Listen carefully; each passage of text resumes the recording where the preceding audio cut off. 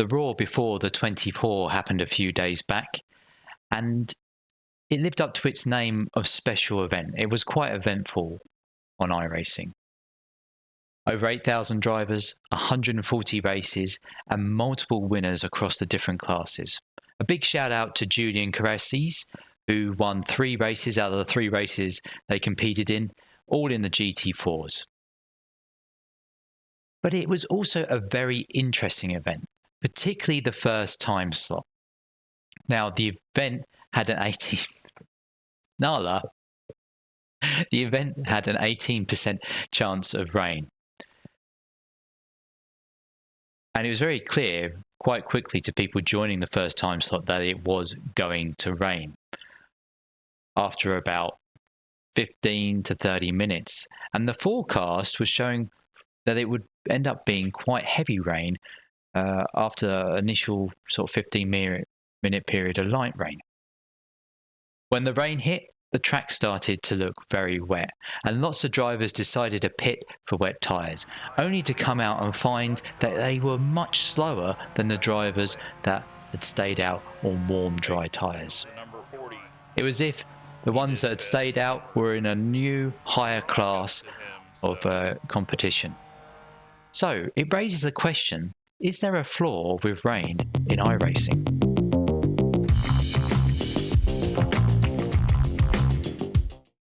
Hey friends, how you doing? Now, when I say flaw, I mean from the point of view that so many made what turned out to be the wrong call. In some cases, and in some splits, the vast majority ended up on the wrong tyre for quite a significant period of time. So we have to raise that question, is there a flaw?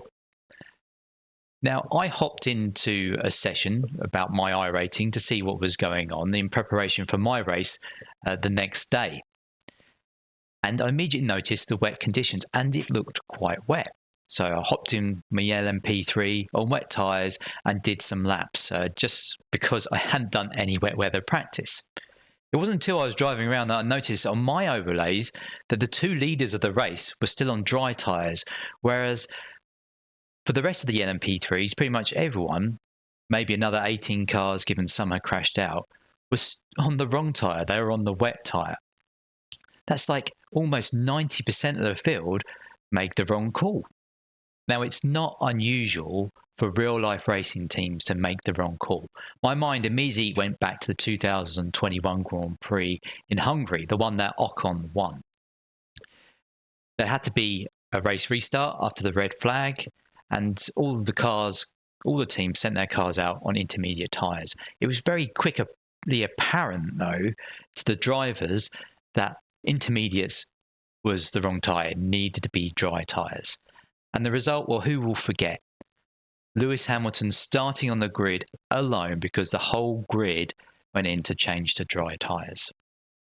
And hasn't in recent years, maybe not this season, but Ferrari become a joke over the wrong strategy calls that they make.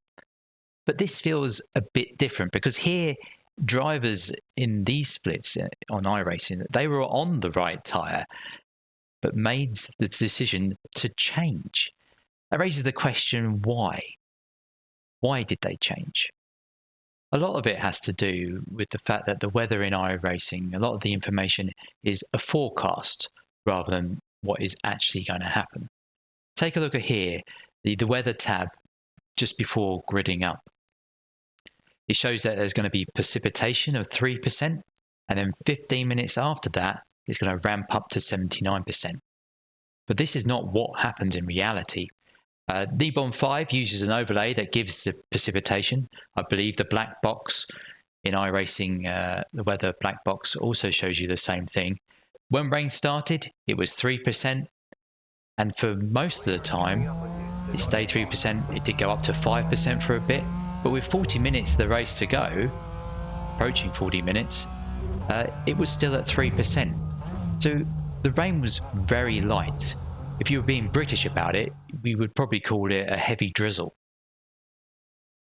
However, look at the view that people were getting. It looks like it is very wet. and this did slowly increase the volume of the spray. Now, I'm not a real life race driver, I can't tell you how realistic this is, but driving on the motorway, water does get kicked up probably more than you're expecting for the conditions that you're driving in. These reasons probably meant that the first drivers to pit may have been pitting on sight alone, not looking at the black box that is available to them. Or they were going off prior experience, maybe experience in other races where it begins to rain and ramps up quickly and becomes very wet on track, and that they need wet because you don't want to spin out. But many drivers did call it right in the early stages.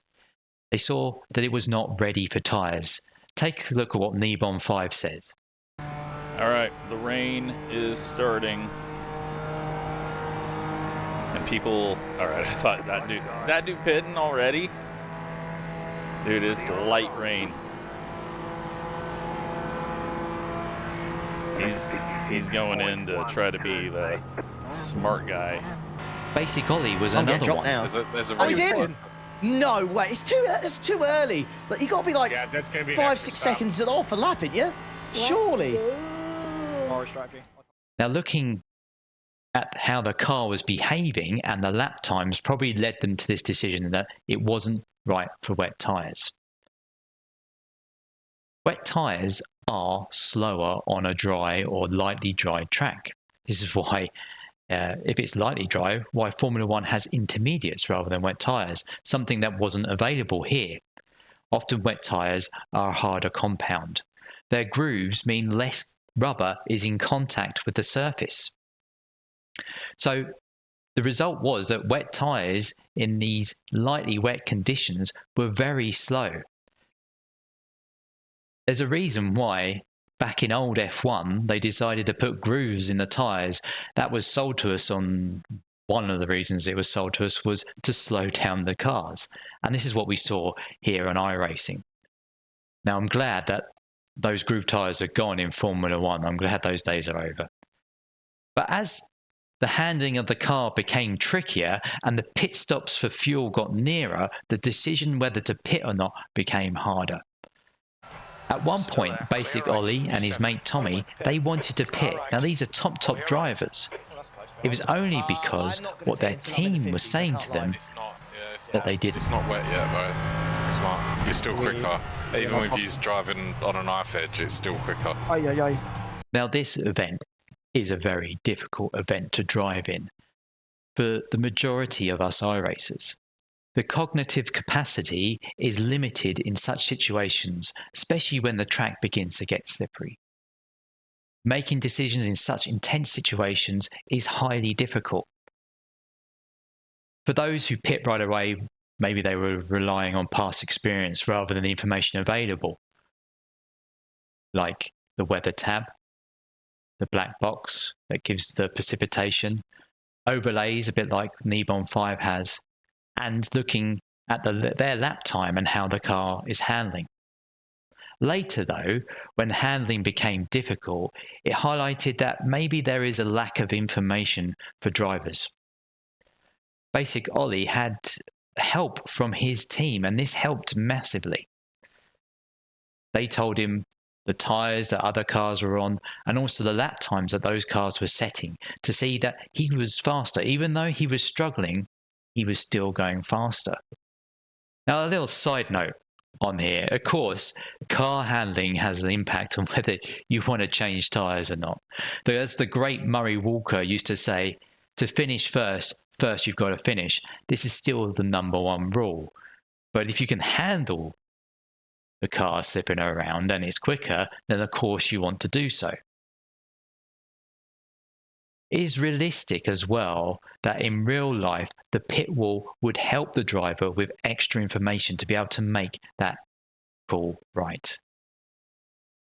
But, and this is a big but, the Raw is a solo event. The vast majority were solo drivers. They didn't have the support of spotters and friends observing the race for them. Certainly, there is a lack of information being presented to them within the car cockpit. Yes, you can get such things through third-party apps, but it's still very difficult to be able to read this for yourself rather than being told what is going on. This gets me to my main point. The information delivered to drivers in solo events needs to be better. If you take anything away from this video, let it be that point. That's the point I'm making. Here's some examples. The weather tab, for example, before you grid up. Now, this provides some very valuable information. Certainly in the table, it gives the time and the forecast precipitation and what to expect. A lot of valuable information there, but it's the radar that makes this more understandable. The way the rain is moving, which direction, the colors show how heavy or light it is. And you can see here, before gridding up, that it was the lightest color, light blue, and quite a large area. But there's no scale on this radar. We don't know how big an area it's covering, how fast that rain is moving over a period of time. Now, this radar is small as well. It is okay for a 15 to 30 minute race, but it's not acceptable for a 2.4 hour event. I can get a free radar on my phone that tells me the rain right now in South Africa, in South America, many parts of the world. But within iRacing? Another one is Greg, the iRacing spotter. He could give more updates, like when cars change to wet tyres and what those cars are doing in terms of lap times. Are they improving? What lap times are they setting? Another area could be the delta bar. Now, it gives us all-time best lap, but when it's raining, when the conditions are slippery, that's not any use. What would be good was having an all-time best lap on wet tyres so that we can see what our best pace is in wet conditions and compare that to what we're doing right now. So what can we do now? Well, the reasons I did this video was really through feeling the frustration of many drivers that put a lot of time into this event, only for some of the joy to be taken out of it just by one decision that they made. Will iRacing make changes? Well, I wouldn't expect anything in the short to medium term. We know that there's a new Sim UI on its way. We don't know when that will be. And we don't know what it will bring fully. So I'm keeping my expectations low. What can we do right now? Well, if you've got a longer race to prepare that has a threat of rain, then in the race, make sure you listen out to when the spotter declares the track to be wet or dry. This will help you to decide when the right time is to change tyres. As well as getting familiar with that black box that gives the weather.